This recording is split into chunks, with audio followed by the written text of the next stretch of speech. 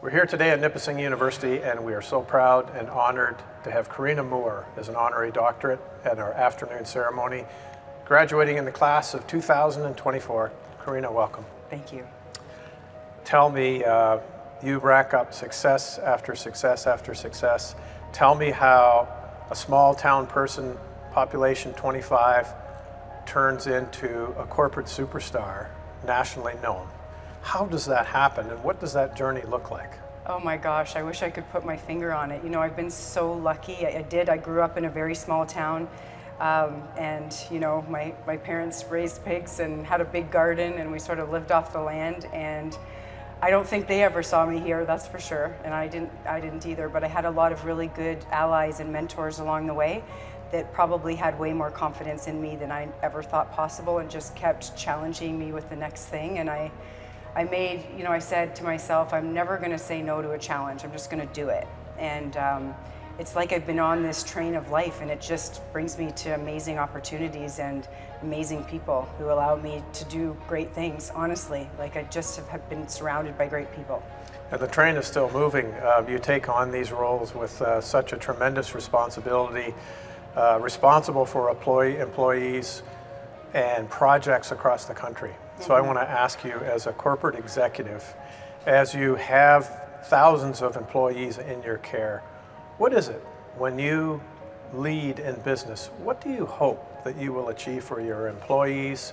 And what do you hope, part two, that you will achieve for the rest of us in society through your company? Something that's really important to me is creating a culture of caring and accountability. And I think that the days of command and control and that type of leadership is gone and needs to be gone.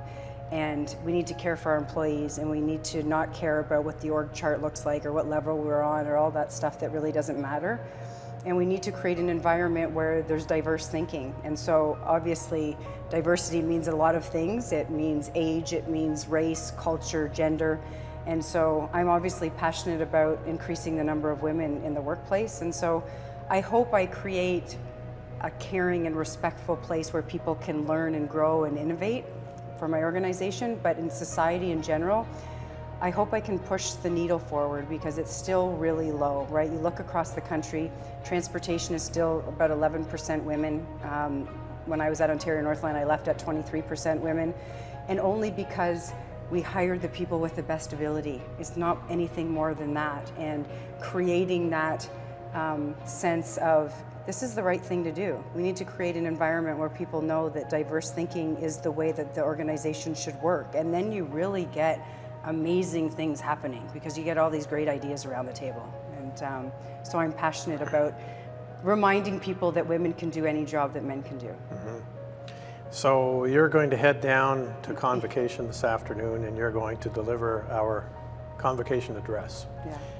What is the message to this generation of students they're either heading to graduate school, they're going to professional school, or they're heading right into their careers? What is the message to them in general, and what is the specific message to the young women that you hope to inspire? Mm-hmm.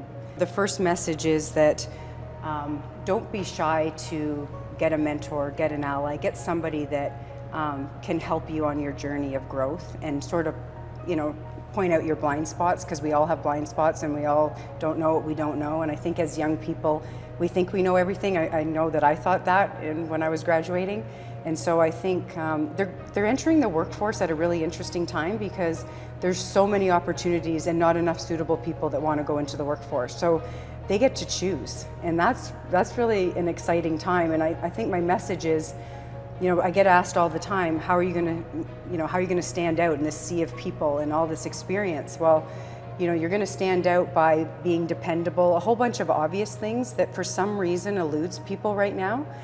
Be dependable, be somebody you can count on, bring solutions, not problems, like all of those things, but also be curious. Like, ask a lot of questions and drive yourself to figure out how you can improve every day in whatever you're doing, because that's the person that you want to be known as, I think. And the special message to the young women in the crowd?